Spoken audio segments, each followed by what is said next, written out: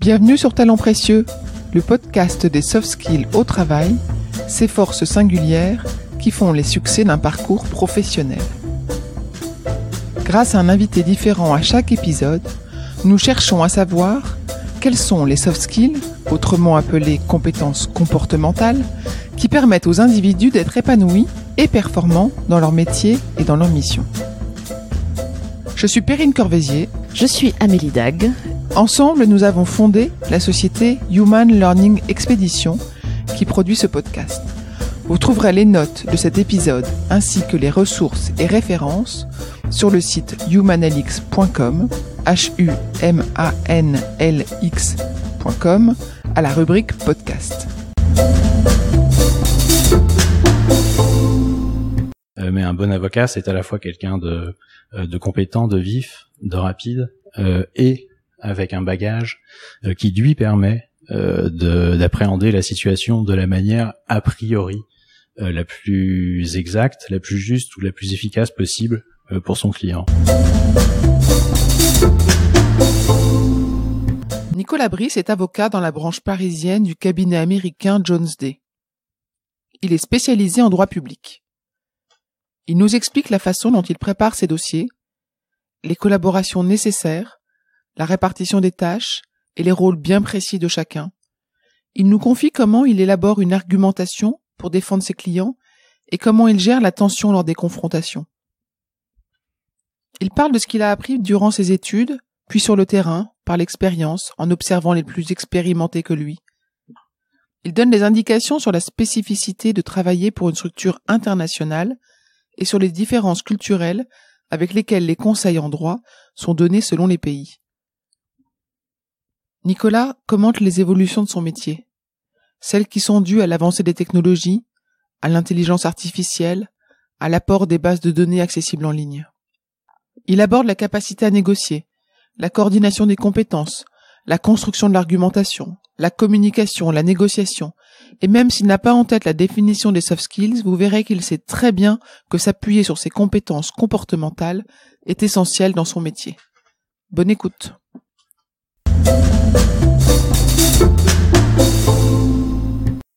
Bonjour Nicolas. Bonjour Perrine. Merci de me recevoir. On est un vendredi après-midi et je suis assis en face de toi et je vois la Tour Eiffel. Oui. C'est assez fabuleux. Où est-ce qu'on est? Et l'obélisque de la Concorde. Et l'obélisque aussi, de la Concorde, c'est vrai.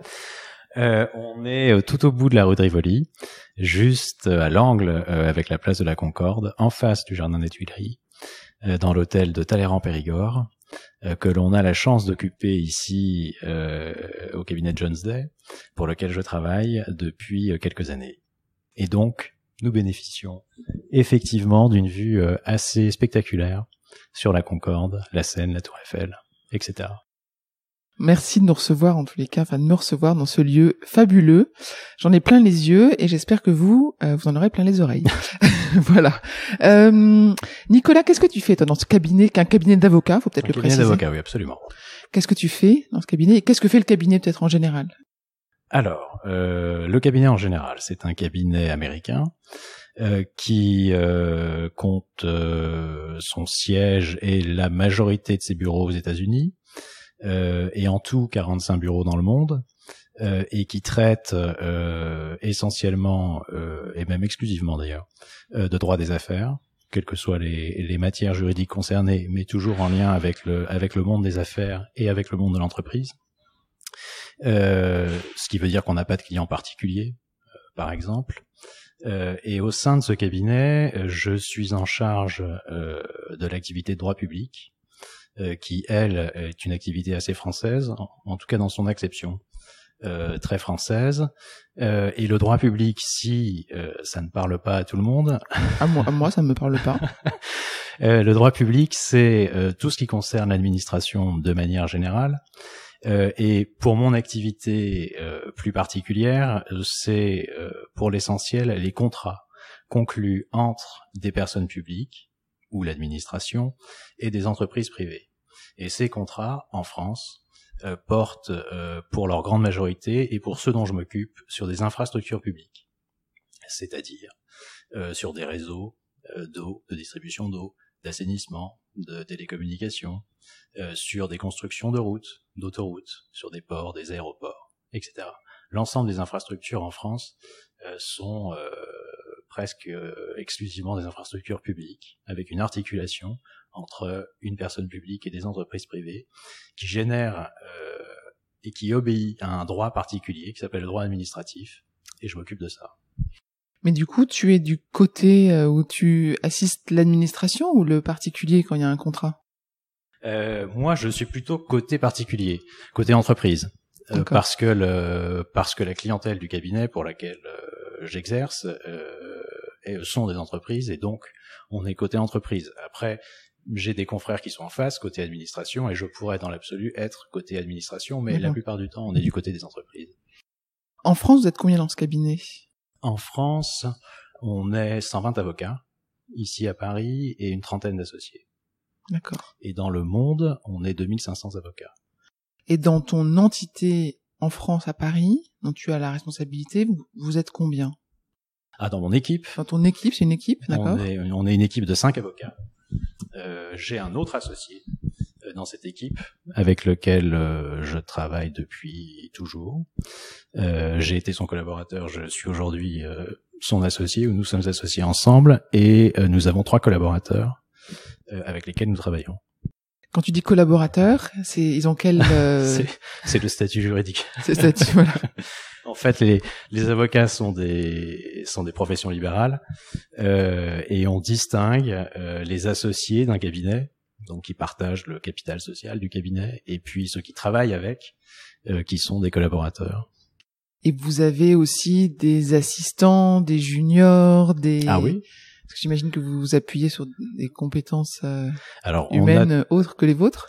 Absolument. Donc les collaborateurs en question, ce sont 3 personnes qui, pour l'un, est un junior, ce que tu appelles un junior, c'est-à-dire qui sort de l'université, l'école du barreau, et qui commence la profession d'avocat. Le deuxième est un middle, comme on dit ici, c'est-à-dire qu'il a 3 à 4 années d'expérience, et le troisième est un senior. Lui, il a 6, 7 et un peu plus d'années d'expérience, et on travaille tous les 3 ensemble en fonction des dossiers, des qualifications des uns et des autres, et des besoins du client sur chacun des dossiers concernés. Et puis on a une assistante par ailleurs. On va plonger directement dans le sujet qui me titille. Comment est-ce qu'on passe de junior à senior à associé, à part par l'âge? Alors, les statuts en question, c'est des statuts, c'est des soft statuts, c'est pas gravé dans le marbre, et ça ne donne pas droit à quelque chose en particulier, hein, c'est juste de la classification, si je puis dire, en fonction de l'ancienneté dans le métier, en fait. Quand on commence à exercer, quand on commence dans le métier, on est junior, on sort de l'école, on a fait un ou plusieurs stages en cabinet d'avocat ou dans des services juridiques, et on découvre, entre guillemets, en tout cas on fait ses armes dans le métier d'avocat en mettant en œuvre les compétences qu'on a acquises évidemment à l'université ou à l'école, mais aussi en apprenant au fur et à mesure des dossiers et de l'expérience accumulée sur les dossiers le métier. Et puis si on persiste dans le métier d'avocat, au bout d'une première période qui est en général 4 à 5 ans, qui marque une première césure dans la plupart des carrières, on devient ce qu'on appelle middle. Et quand je parle de césure, c'est que au bout de 3, 4, 5 ans, il y a une partie significative des jeunes collaborateurs qui partent en entreprise, qui intègrent des services juridiques, et puis il y a ceux qui restent au sein du cabinet. On est donc 4-5 ans, on passe dans cette catégorie middle pendant 3-4 ans, et à partir de 7-8 ans, on devient senior, entre guillemets, où on est considéré comme senior parce qu'on a accumulé encore davantage d'expérience et donc de compétences dans la gestion des dossiers et l'appréhension des clients pour lesquels on travaille. Quel genre de compétences t'acquiers par l'expérience avec les dossiers? À peu près tout. Il y a ce qu'on apprend à l'école, qui est, enfin quand je dis l'école, c'est l'école et l'université évidemment, mais qui est très important parce que c'est le bagage juridique de base ou la formation juridique de base qui sert de référent et qu'on utilise dans sa pratique quotidienne. Mais ensuite, une fois qu'on est lâché dans la nature et confronté aux questions que suscite un dossier, quand on est junior, on se trouve un tout petit peu désarmé parce que ça ne correspond pas ou ça ne matche pas avec ce qu'on a appris à l'école. C'est jamais exactement la même chose, c'est jamais la même situation, elle est jamais présentée pareil, etc., etc. Et donc, au fur et à mesure que l'on évolue au sein du cabinet et sur les différents dossiers pour lesquels on travaille, on apprend à traiter les situations, à mettre en œuvre les connaissances qu'on a acquises en fonction des différentes situations, et tout ça crée une accumulation de connaissances et une couche de connaissances qu'on exploite et qu'on réexploite au fur et à mesure des dossiers et des situations qui sont posées. Donc un bon avocat a besoin de pratique, il a besoin d'expérience. Oui. Et il sera, plus il a la pratique, plus il sera probablement rapide et verra le sujet avec du recul plus facilement. A priori, oui. D'accord. Après, il faut quand même être compétent à la base. Il faut être plutôt vif d'esprit. Et ça, on l'est plus ou moins indépendamment de l'expérience accumulée, bien sûr. Mais un bon avocat, c'est à la fois quelqu'un de compétent, de vif, de rapide, et avec un bagage qui lui permet d'appréhender la situation de la manière a priori la plus exacte, la plus juste ou la plus efficace possible pour son client. Comment est-ce que tu discernes quand tu recrutes des personnes qui vont rejoindre ton équipe? Comment est-ce que tu arrives à discerner ce genre de sujet? Est-ce que c'est parce qu'ils sont en stage et que tu les vois à l'œuvre et que tu les gardes après, ou est-ce que dans un entretien d'embauche, tu arrives à voir s'ils sont rapides et vifs et... En général, c'est plutôt des stagiaires qui sont passés par le cabinet et qu'on essaye de garder ensuite. Dans un entretien, c'est pas toujours évident. Maintenant, il y a quand même quelques traits de caractère qu'on peut essayer de discerner ou quelques réactions face à des questions techniques qu'on peut poser, par exemple, qui peuvent permettre de considérer que la personne va être plus ou moins efficiente dans sa manière de raisonner, etc. Mais ça veut dire que on peut arriver à la fin des études en droit, passer le barreau pour être avocat, et pourtant ne pas avoir peut-être les compétences essentielles que devrait avoir un avocat. On peut imaginer un avocat qui serait purement théorique et un avocat diplômé. Oui, ben ça sera pas un très bon avocat. C'est-à-dire que oui, on peut avoir un bon technicien, quelqu'un qui a très bien réussi ses examens de droit à l'université et mais qui n'arriverait pas, par exemple, à appréhender le monde réel entre guillemets, c'est-à-dire la réalité des sujets ou des dossiers qu'il a à traiter ou qu'il aura à traiter dans la vie de tous les jours au sein de son cabinet, et dans ce cas-là, ce ne sera pas un très bon avocat. Un peu comme un médecin. Oui. On peut avoir un médecin très bien formé à l'université et techniquement très compétent, et qui ensuite, confronté à ses malades, aura sans doute ou pourra avoir du mal humainement à traiter ses malades. Toi, ton quotidien, c'est de construire des dossiers ou de défendre? Tu te situes, enfin c'est la même chose. C'est la même chose. En fait, on l'a pas dit au début, mais le métier d'avocat, il est très vaste. Il s'exerce sous différentes formes.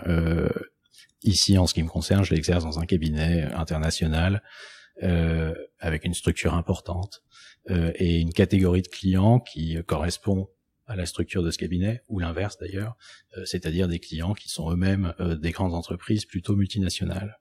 Ça, c'est une catégorie du métier d'avocat, d'affaires. Et puis, on peut être avocat individuel dans son propre cabinet, seul ou éventuellement avec un collaborateur, et faire du droit de la famille ou du droit pénal et aller tous les jours défendre des personnes devant des juges.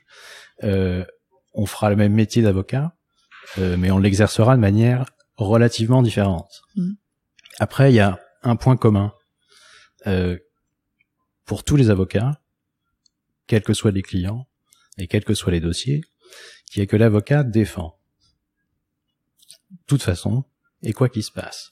Il défend un client, il défend une position, il défend un point de vue, et il argumente en fonction de l'intérêt de son client et du but que son client souhaite atteindre.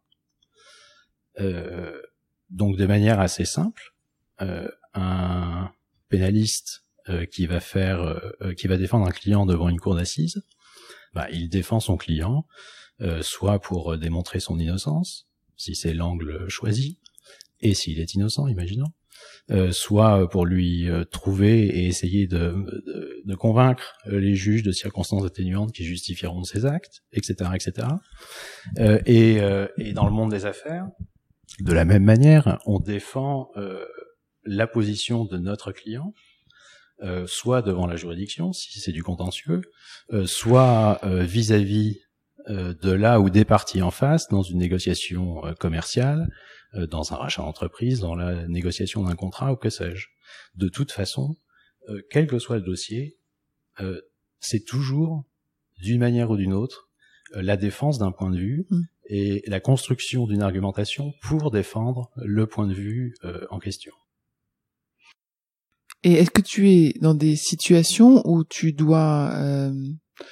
je pense à des réactions face à de l'agressivité, où tu es dans des situations de conflit. Oui. Est-ce que c'est souvent le cas, ou est-ce que globalement tu es plutôt dans la construction d'une défense, mais d'un contrat où ça se passe de manière sereine et calme? Ça dépend et des dossiers et des moments. Normalement sur la durée d'un contrat, en tout cas de la négociation d'un contrat, la majorité des discussions est plutôt censée se passer correctement. Après, il y a aussi des moments de tension, de désaccord, d'échanges qui peuvent être plus ou moins vifs, et à des degrés différents entre les différentes parties. Donc oui, si on peut avoir un contexte un tout petit peu tendu et agressif. Ce sont des choses qui peuvent arriver, oui. Et est-ce que tu sais comment est-ce que et on peut l'avoir au contentieux aussi, d'ailleurs. Comment est-ce que toi tu réagis? Qu'est-ce que tu mets en œuvre pour que dans une situation tendue, énervée, stressante, etc., ça s'apaise, ça se calme, en dehors des sujets techniques, justement, en dehors des articles de loi qui sont de ton côté? Quelles sont tes astuces un peu? Essayer de trouver et de ramener les parties à un peu de rationalité, parce qu'en général l'énervement ou la tension résulte d'un passage d'une situation relativement rationnelle à une situation qui ne l'est plus, ou à une appréhension de la situation qui n'est plus rationnelle, qui devient plus passionnelle ou plus affective. Donc le plus souvent, c'est essayer de ramener la discussion sur un terrain plus rationnel, plus dépassionné. C'est sans doute ce qu'il y a de plus efficace, en tout cas dans la manière dont je travaille moi, pour décrisper la situation. Okay. Ou alors faire une pause. D'accord. Souffler et revenir, mais relâcher de la tension, en tout cas. Oui. T'as été formé à ça? Non, ça, malheureusement, ça ne s'apprend pas à l'école. Là aussi, l'expérience pour ça est assez déterminante. Alors, en tout cas, ça ne s'apprend pas à la faculté de droit. Il y a peut-être des écoles dans lesquelles on apprend à gérer cela et à conduire une discussion, et à essayer de faire évoluer, en tout cas, la discussion autour de la table, d'une certaine manière, et en l'occurrence vers une manière plus apaisée quand elle est tendue. Mais non, je l'ai pas appris à l'école, c'est pas enseigné à l'université, et ça s'apprend au fur et à mesure du temps, et en participant à des réunions de négociation et à des procès avec les avocats plus âgés quand on est jeune, précisément au sein du cabinet, et puis en le mettant en œuvre à sa sauce, quand soi-même on devient confronté seul à la même situation ou à des situations équivalentes. On reçoit des suggestions des personnes plus âgées, plus expérimentées, ou toi tu en donnes aux plus jeunes, tu essaies de les guider, de les aider, de leur faire des retours, ou est-ce que c'est on regarde et on apprend par soi-même? C'est un peu des deux. Il y a une grande part quand même d'apprentissage par le simple fait de participer à côté de quelqu'un d'autre à une négociation. Après, une fois que la réunion est passée, oui, si un événement particulier s'est déroulé sur lequel on va revenir et on va discuter ensuite, parce qu'en général, quand il y a un événement de ce type-là, il y a une raison liée à ça, et c'est un sujet du dossier sur lequel on doit travailler justement. Donc on va en parler, et oui, on va dire, tu vois, on a essayé de faire comme ci, comme ça pour arranger la situation, ou pour dégonfler la situation. Ça a marché ou ça n'a pas marché. Essayons de voir pourquoi, et de ton côté, qu'est-ce que tu aurais fait? Oui, ça peut donner lieu à ce genre de discussion, effectivement. Okay. Mais on apprend beaucoup. Je trouve, en tout cas, moi, j'ai beaucoup appris en regardant les autres faire. Tu avais un mentor? Tu as eu un mentor dans ta vie professionnelle, ou des mentors? J'en ai un, qui est mon associé aujourd'hui, mais auprès duquel j'ai commencé à travailler, en tant que junior, justement. Et pourquoi est-ce que tu l'as choisi comme mentor? Parce que, justement, il t'apprenait? Tu apprenais auprès de lui? Ah oui, absolument. Ouais. D'accord. Qu'est-ce que ça t'apporte de travailler au sein d'un cabinet, ou d'un grand cabinet, d'un cabinet international, à ton avis, toi, par rapport à d'autres qui travaillent en indépendant? Ça m'apporte un mode d'exercice et un type de dossier pour lesquels je me sens plus à l'aise que dans un exercice individuel, et qui, de fait, constitue le socle de ma base de clientèle et de mon activité professionnelle depuis 15 ans maintenant. J'aurais, je crois, un peu de mal à passer de la manière dont je travaille aujourd'hui ici, c'est-à-dire dans un univers dans lequel j'ai mon expertise juridique, mais je partage le travail sur les dossiers avec d'autres experts dans d'autres domaines juridiques, et on réfléchit ensemble et on avance ensemble sur les sujets, sur les dossiers. J'aurais beaucoup de mal de passer de ce type de pratique à un exercice solitaire chez moi ou dans un petit cabinet, confronté à des questions qui, si elles étaient équivalentes à celles que j'ai à traiter aujourd'hui, me poseraient beaucoup de difficultés, parce que mes seules compétences ne suffiraient pas à régler les problèmes. Tu te retrouves avec tes clients un peu en chef de projet ou chef d'orchestre, c'est ça, pour aller chercher d'autres compétences techniques et les réunir pour réussir ensemble à répondre, c'est ça? Absolument. Si on doit construire une autoroute, par exemple, et qu'on travaille pour un grand groupe de BTP, il y a le contrat principal qui va être le contrat conclu avec l'État, qui portera sur la construction de l'autoroute et son exploitation pendant une longue durée. Moi, je vais m'occuper de ça. Mais ce contrat pris isolément, il en induit d'autres pour réaliser l'infrastructure qu'il va falloir conclure symétriquement au contrat principal, et qui seront des contrats possiblement de constitution d'une société de projet, par exemple, entre plusieurs acteurs du BTP, parce que un seul ne pourra pas conduire le projet de manière isolée ou unique. On va avoir un financement bancaire du projet en question qu'il va falloir monter et structurer, et donc il faudra un expert en droit bancaire et financier, un expert en droit des sociétés avant pour conclure la joint venture, etc. Et ça, je suis incapable de le faire seul. Et ça, tu l'as toujours fait dans tous tes dossiers depuis le début de ta carrière? Travailler dans un cabinet où tu as à ta disposition toutes ces compétences-là? Oui. Raconte-nous ta carrière, quand tu as passé le barreau. Quand j'ai passé le barreau, j'ai intégré... alors c'était un cabinet français, c'était pas un cabinet américain, c'était un cabinet français, mais de taille relativement importante, où en tout cas il y avait la plupart des compétences en droit des affaires, qui n'existent plus, le cabinet en question n'existe plus aujourd'hui. Ce cabinet a intégré un autre cabinet anglais qui s'implantait à Paris au début des années 2000, que j'ai rejoint du fait de la fusion des deux cabinets. Et le cabinet anglais était un cabinet d'affaires plus gros que le cabinet français de base dans lequel j'étais, et qui donc avait une palette d'activités proche et plus large que celle initialement à notre disposition à Paris. Et puis j'ai quitté ce cabinet fin 2004 pour rejoindre Jones Day, qui lui-même appartient à la même catégorie de cabinets, ce qui fait que j'ai jamais pratiqué mon métier dans des structures très différentes de celle dans laquelle je suis aujourd'hui.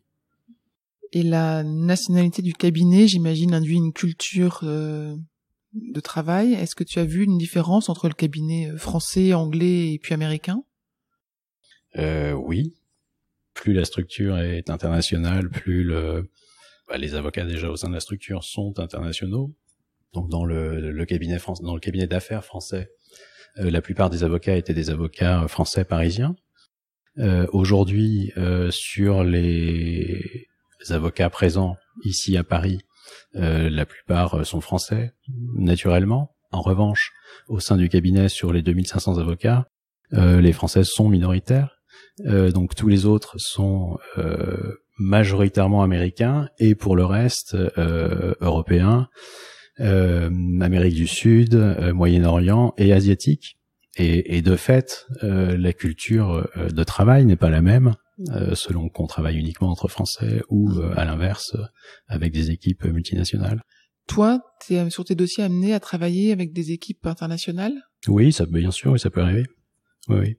Et avec quelle nationalité en particulier ? T'as des interlocuteurs de certains pays en particulier ?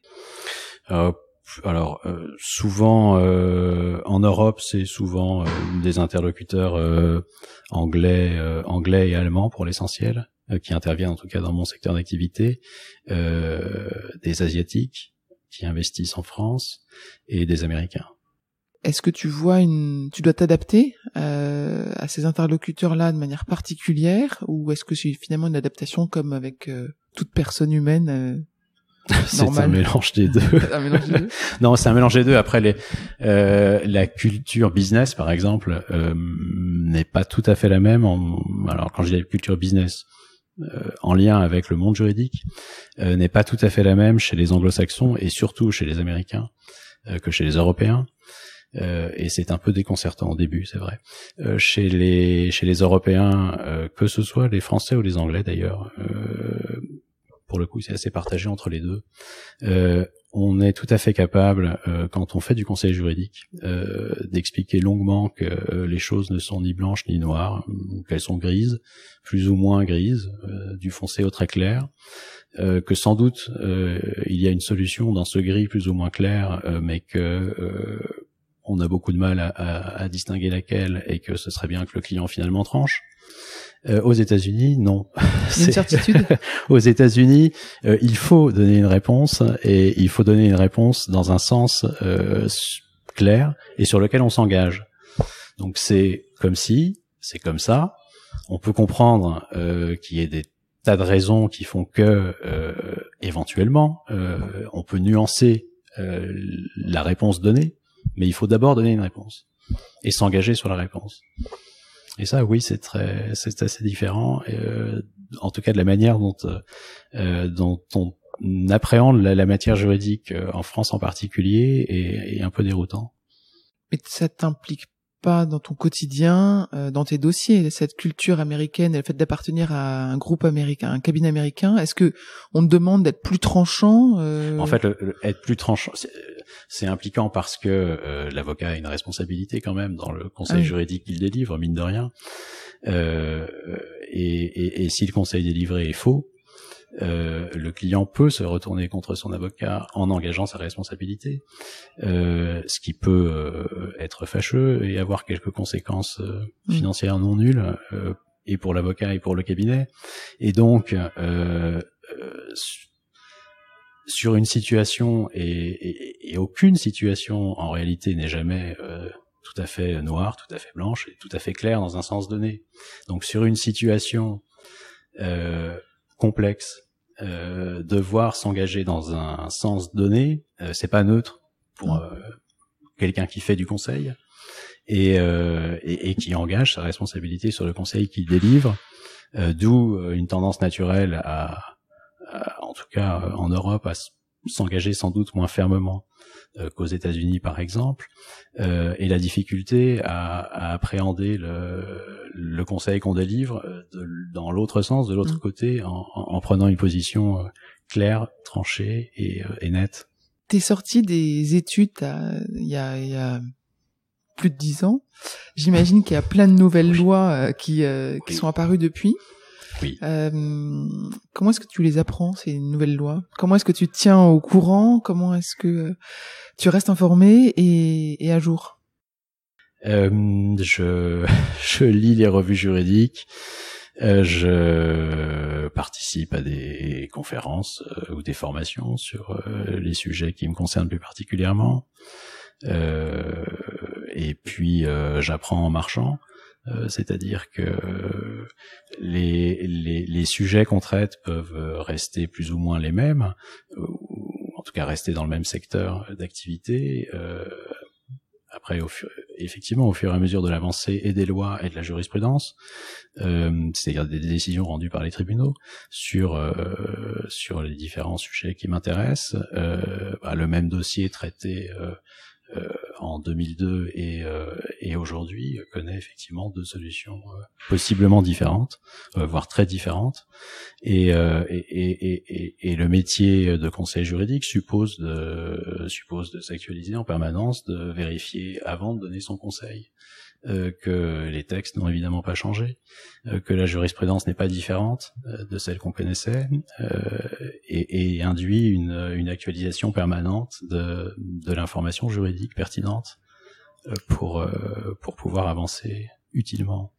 Tu fais relire tes recommandations, enfin tes conseils avant de les délivrer. Vous avez un système de double check, je sais pas comment on pourrait dire. On produit en équipe.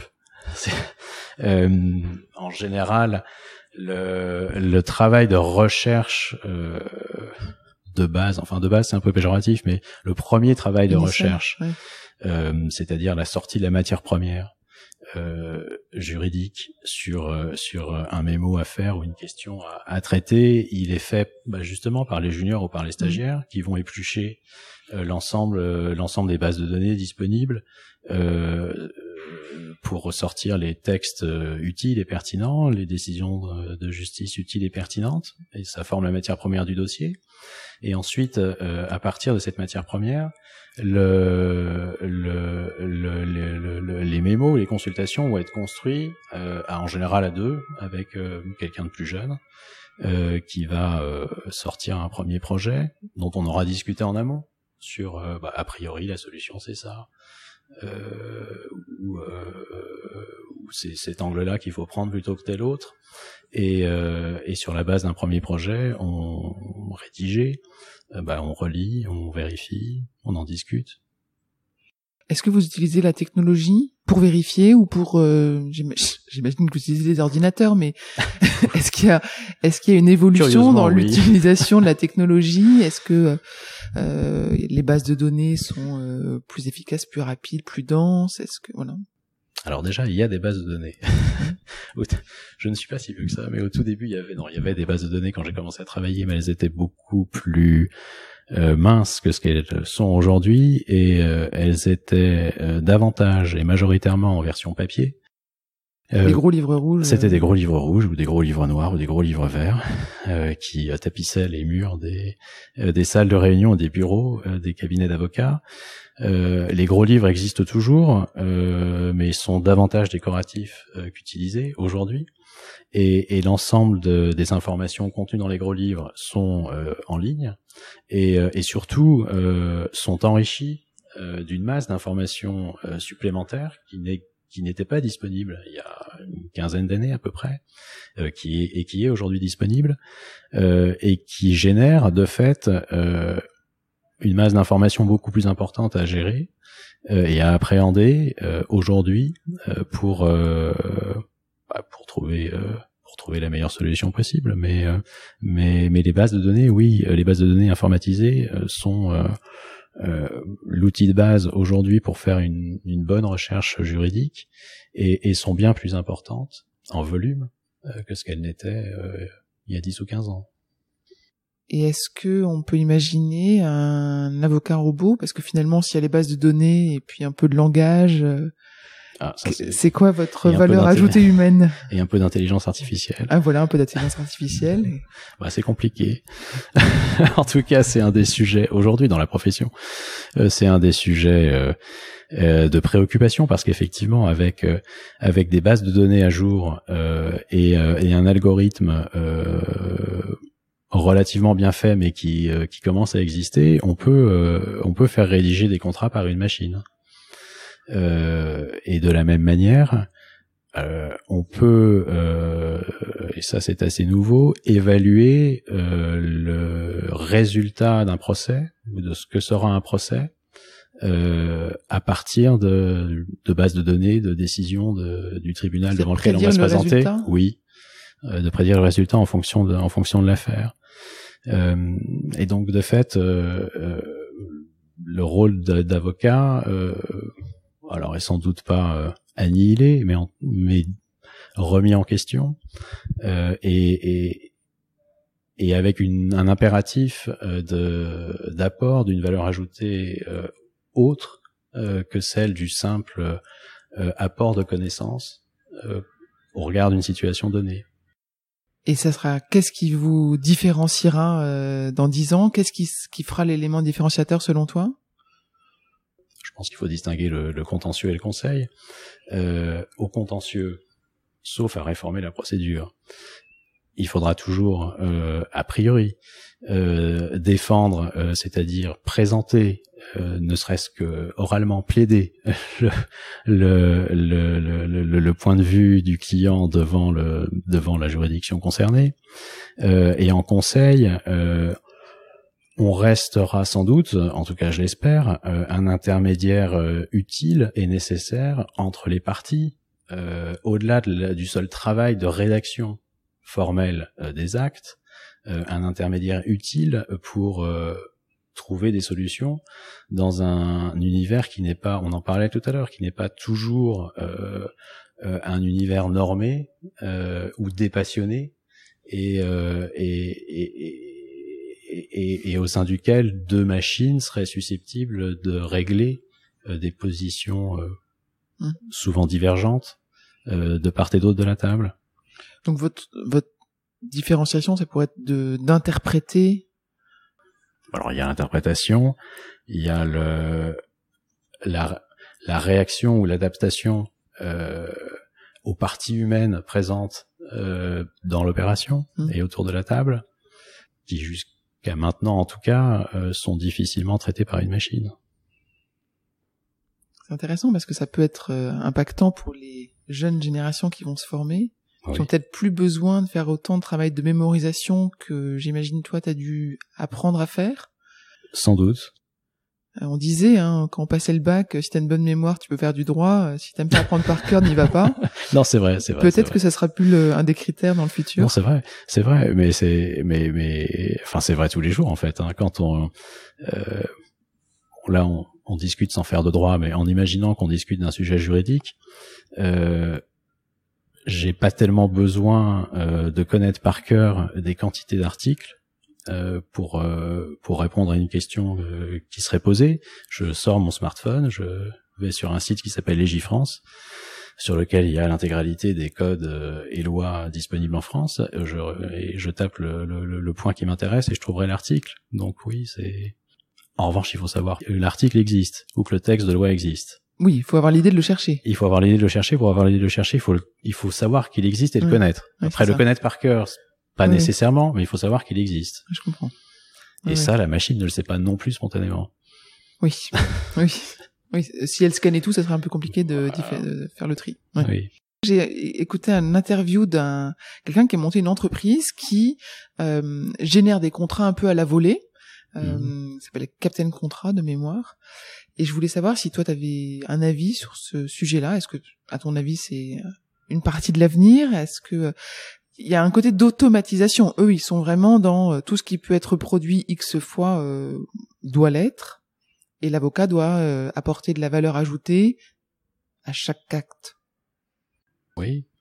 Ah non, mais il y a une partie de commodities, comme on dit dans le travail de rédaction juridique, dont on peut considérer que pour des rédactions simples d'actes juridiques, alors j'entends par simple pour lesquels les deux parties sont d'accord, qui présentent pas de difficultés particulières, pour lesquels oui, le traitement automatique a priori doit pas poser beaucoup de difficultés.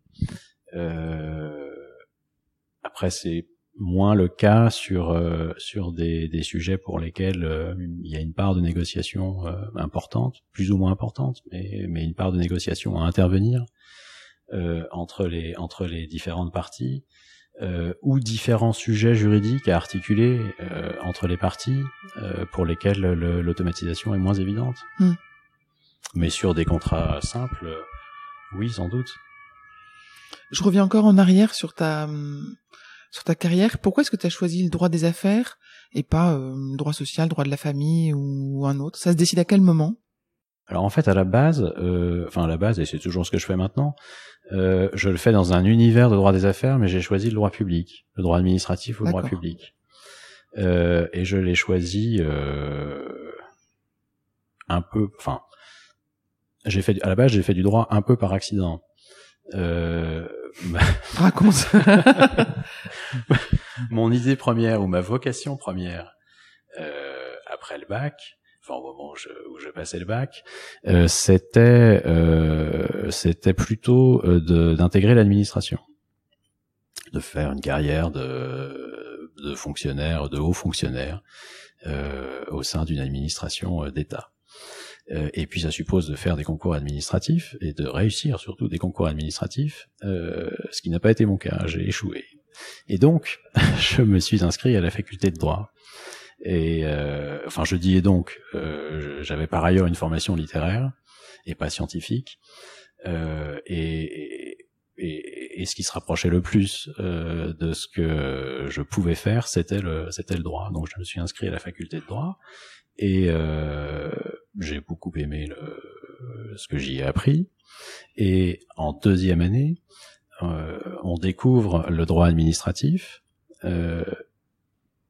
qui, comme on le disait tout à l'heure, s'occupe de régler le droit qui s'applique à l'État et aux personnes publiques.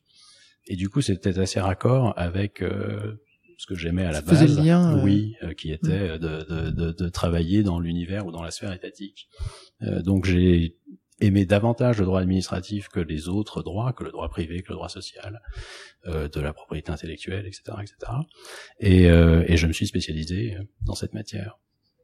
Et le choix se fait, le choix de la spécialisation se fait à partir de la quatrième, cinquième année. D'accord. Est-ce que tu pourrais nous raconter un succès professionnel dont tu es fier, récent ou pas, gros ou pas, petit?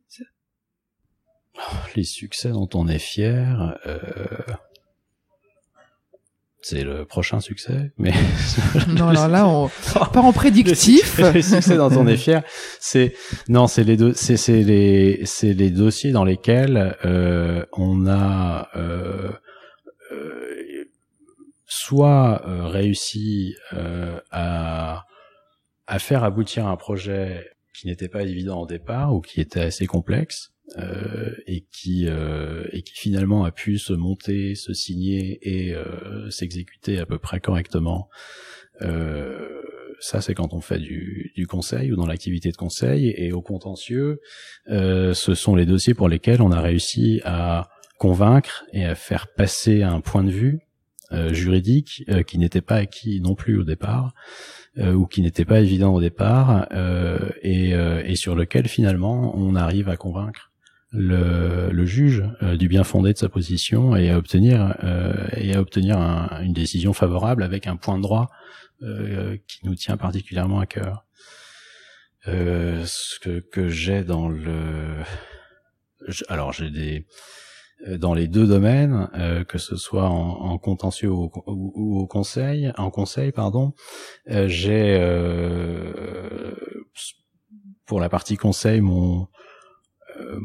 le dossier auquel je pense spontanément, c'est un dossier de construction de la ligne à grande vitesse entre Paris et Rennes, qui s'appelle Bretagne Pays de la Loire, la ligne en question, qu'on a conclue en 2011.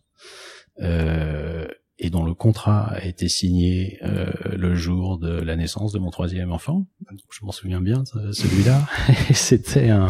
Et c'était une grosse opération. C'était un des plus gros contrats publics à cette époque et encore aujourd'hui, avec énormément d'acteurs autour de la table. À cette époque, j'étais pas encore associé, j'étais collaborateur senior au sein du cabinet, et je coordonnais la partie droit public sur le dossier en question. Le dossier a duré 3 ans. Il était assez difficile, et quand on est arrivé au bout et qu'on a signé le 28 juillet 2011, j'étais très heureux. Et qu'est-ce ça, j'en suis qui a fait fier. que tu l'as amené jusqu'à là? Qu'est-ce que toi tu as apporté comme compétence qui t'a permis d'avoir ce succès-là? Alors c'est le succès en question, c'est le succès, pour le coup, c'est le succès de beaucoup de personnes. Oui. C'est le succès à la fois du conseil juridique, mais le conseil juridique, c'est une équipe d'une dizaine d'avocats à coordonner, mais c'est une équipe d'une dizaine d'avocats sur le dossier. C'est une équipe de conseil financier, c'est une équipe de conseil de banque, de prêteurs, qu'il faut mettre autour de la table et aligner ensemble pour pouvoir trouver un mode opératoire qui fonctionne bien. Qu'est-ce que ça t'a appris, ce dossier-là, sur toi ou sur tes compétences? Ça m'a apporté beaucoup en termes de coordination d'équipe, justement, de travail avec beaucoup de personnes au sein qui participent au dossier du même côté de la table, et alors un travail à la fois de coordination et d'attention sur des sujets qui sont pas spécifiquement, ou qui n'étaient pas spécifiquement des sujets juridiques ou dont j'avais à m'occuper à la base, et qui au cas d'espèce, pour que le contrat puisse aboutir, était nécessaire d'être pris en compte. Donc c'était une prise de recul, c'était une vue d'ensemble du sujet. Oui. D'accord. Oui, absolument. Et puis les succès contentieux, les succès contentieux, c'est ceux en tout cas qui sont gratifiants, c'est ce que je disais tout à l'heure, c'est ceux pour lesquels on avait au départ du dossier une intuition ou un sentiment sur le dossier dont on considérait que il était le bon, et que la juridiction devait suivre le point défendu par le client et par nous au cas d'espèce, et qui à la base n'est pas la solution à laquelle on pourrait penser. Et ça, j'ai un dossier récent en fin d'année dernière, pour lequel on a gagné devant le tribunal administratif, pour un client qui travaille dans le secteur de la pharmacie, et qui a gagné un contentieux assez important contre les autorités de régulation du secteur, qui imposaient des normes au groupe que l'on défendait, qui intuitivement, en tout cas de notre point de vue, n'étaient pas juridiquement fondées, mais qu'ils ont eu à subir pendant de nombreuses années, et pour lesquels on a fini par obtenir une décision favorable. Donc c'est un sentiment de justice, j'imagine, pour vous, en tous les cas. Enfin, oui, de justice. Alors sachant que quand on est avocat, on rend pas la justice, enfin un sentiment de satisfaction intellectuelle de voir le raisonnement qu'on a suivi ou qu'on a conduit s'imposer, c'est-à-dire être accepté par le juge, donc par une personne extérieure, alors même que c'était pas la position évidente au départ. C'est la construction de la défense qui est la plus compliquée, ou c'est la communication de cette construction? C'est les deux. Enfin, ça marche ensemble en fait. Oui. C'est-à-dire que si on peut pas la communiquer, la construction de la défense, elle sert pas à grand chose. Enfin, elle peut être satisfaisante de son point de vue propre, oui, mais ça s'arrête là, et du coup, ça sert pas à grand chose. Donc, il faut qu'elle soit communiquée, et ce qui veut dire qu'elle doit être communicable et audible. Et c'est le travail des deux qui, lorsqu'il aboutit, est particulièrement satisfaisant. Tu prends en compte tes interlocuteurs quand tu construis une défense, par exemple, tu analyses oui, les personnes qui vont juger, comment ils sont, comment est-ce tu sais qu'ils réagissent, comment est-ce qu'ils ont réagi sur d'autres dossiers. Tu l'analyses, ça? Oui, bien sûr, ça s'analyse. Alors ça s'analyse. C'est pas. Ça s'étudie. C'est pas c'est pas tant du point de vue individuel, c'est pas le magistrat machin qui est comme ci, le magistrat truc qui est comme ça. Enfin, en tout cas, c'est pas comme ça que j'appréhende, mais c'est davantage le juge administratif de manière un peu plus générale dans cette juridiction, à Paris par exemple, appréhende de telle manière le sujet, ou à tel trait de caractère un peu général, ou d'appréhension du dossier qui va être celle-là. Comment est-ce que je fais, sachant que c'est le point de départ, ça. En tout cas, c'est la perception qu'on a de la juridiction qu'on prend comme point de départ. Comment est-ce que par rapport à ça, précisément, j'articule ma défense et la communication que je vais faire de ma défense. Mais c'est la même chose dans une négociation. D'accord. Il y a quelqu'un en face. Mais tu restes au niveau générique. Tu vas pas étudier la personnalité du magistrat, du juge. C'est pas ton sujet. Bon, si on jette un œil sur son parcours, sur qui il est, sur ce qu'il a fait, sur les décisions qu'il a pu rendre, mais on fait pas une enquête de police non plus. Non. D'accord. Mais on regarde les décisions qu'il a prises. C'est surtout ça. On regarde les décisions qu'il a prises, qu'il a rendues. La manière dont il a fait pencher d'un côté ou de l'autre l'analyse juridique sur des situations relativement proches. Après, le magistrat, il est rarement unique. Enfin, on peut être devant un magistrat unique dans certains types de contentieux, mais en général, c'est 3 personnes. Donc, c'est pas toujours évident non plus. D'accord. D'avoir une idée précise de ce que pensent les 3. C'est un métier qui m'a l'air assez stressant. Comment est-ce que tu prends du recul, tu t'alignes, tu te ressources? Je passe le plus de temps possible avec les gens que j'aime, c'est-à-dire avec ma famille fondamentalement, et puis ensuite mes amis, mais beaucoup auprès de ma famille. Et puis pour le stress, alors ça c'est pas tant pour le stress, mais c'est pour l'équilibre général, si tant est que ce soit le bon terme. Et puis je fais un peu d'activité physique qui m'aide beaucoup à évacuer le stress quotidien. D'accord. Régulièrement? Oui. C'est ce qu'il y a de plus efficace pour moi. C'est ce que tu as trouvé plus efficace, d'accord. Qu'est-ce que tu donnerais comme conseil à un jeune qui entre sur le marché du travail en général, et ensuite des conseils pour un jeune avocat? Si t'en avais 2, 3, les choses que t'aurais aimé qu'on te dise il y a 15 ans. D'être ouvert à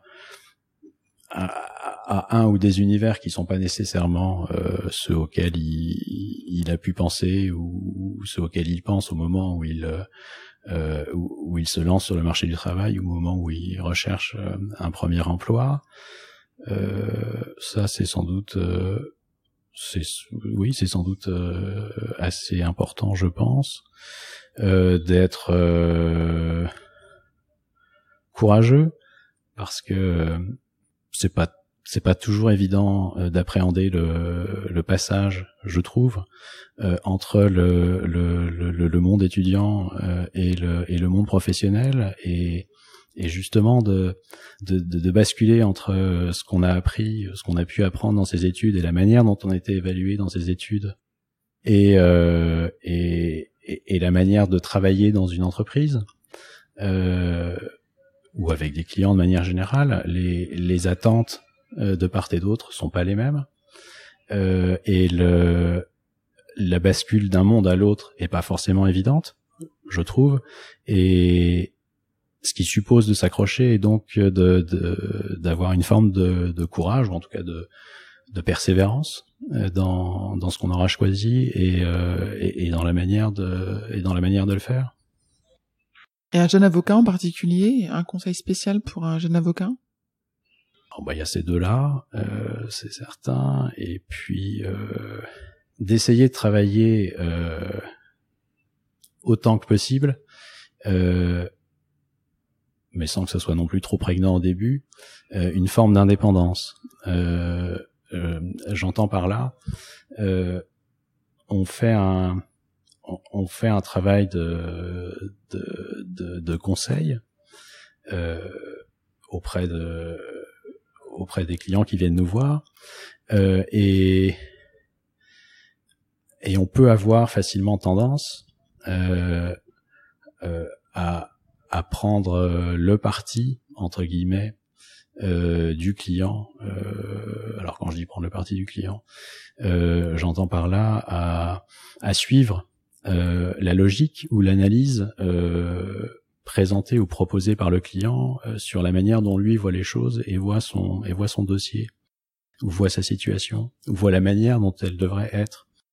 Et une forme d'indépendance, c'est-à-dire de travail d'analyse intellectuelle propre sur les situations qu'on peut être amené à rencontrer, et de fait qui permettent d'avoir le plus souvent des solutions intéressantes, une forme d'indépendance intellectuelle et de détachement permet sans doute de faire un bon avocat, en tout cas de délivrer un bon conseil utile pour la personne auprès de laquelle on le délivre.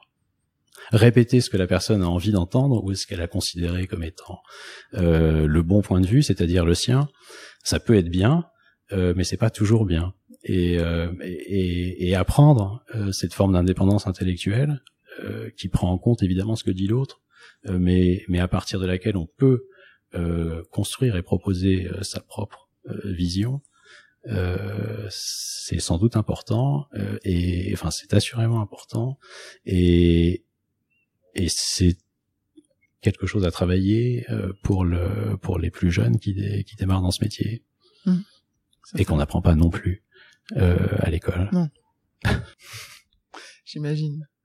Est-ce que tu pourrais nous donner ta définition des compétences comportementales, ces soft skills? Non. Bon, d'accord. C'est-à-dire, il faut m'aider. Qu'est-ce que c'est exactement? Alors, c'est l'article 612. De quoi? Il y a plein d'articles 612. Ces soft skills, ces compétences comportementales, quelle est leur importance? C'est ça un peu ce que je cherche à savoir. C'est-à-dire l'importance du comportement? L'importance, oui, du comportement dans ton métier. En quoi les interactions, en quoi tout ce qui n'est pas technique, quelle est la part, quelle est l'importance de tout ce qui n'est pas technique dans ton métier? Dès lors qu'on sort de son bureau et que l'on rencontre des gens, c'est-à-dire des clients pour ce qui me concerne dans mon métier, ou des adversaires ou des futures parties à un projet, c'est évidemment très important, oui, le comportement. Et donc les soft skills, comme tu dis, en tout cas l'attitude à avoir et ce qu'on apporte ou ce qu'on n'apporte pas, parce que parfois il se passe pas grand chose, c'est assez déterminant, quel que soit le dossier ou quel que soit le contentieux, c'est assez important dans la manière dont le projet va se dérouler, en bien ou en mal. Un avocat qui génère du stress chez son client ou chez la partie adverse dans une négociation, c'est sans doute pas la bonne attitude. D'accord. On peut ne pas être d'accord, exprimer un désaccord, et il faut le faire d'ailleurs si c'est justifié et si c'est pas le cas. Donc je dis pas qu'il faut être effacé et loin s'en faut. Il faut être présent, il faut soutenir son client, mais il faut sans doute ne pas générer de stress et à l'inverse absorber le stress qui peut exister autour de la table, et adopter un comportement idoine,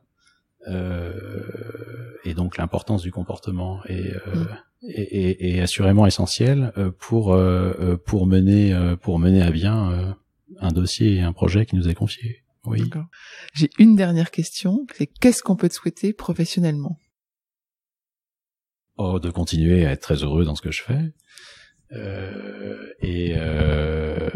c'est-à-dire, parce que c'est un peu égoïste comme réponse, il y a plein de jeux là-dedans, c'est-à-dire de continuer à avoir des clients qui nous font confiance, et je mets un nous volontaire parce que dans le nous il y a ce que je peux faire et ce que je peux apporter, mais je le fais pas seul. Ici, je le fais avec en premier lieu mon équipe, et puis avec l'ensemble des gens du cabinet ici à Paris, et puis plus largement, et donc de continuer à avoir des clients qui viennent nous voir, c'est-à-dire qui nous font confiance pour traiter leur sujet. C'est sans doute l'une des plus grandes satisfactions professionnelles que je pourrais avoir pour les prochaines années. Bon, on te le souhaite. Merci beaucoup, Nicolas. De ton Merci à toi, Perrine.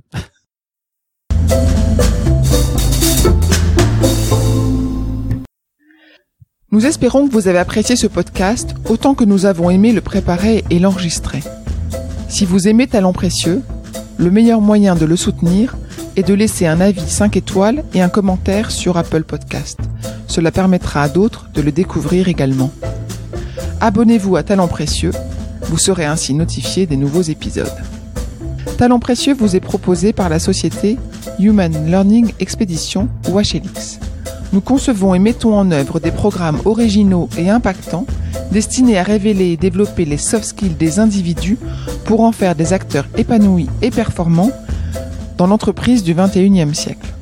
Pour en savoir plus sur HLX, connectez-vous sur humanlx.com ou suivez-nous sur Facebook, Instagram, sur LinkedIn ou sur Twitter. À bientôt pour de nouveaux épisodes.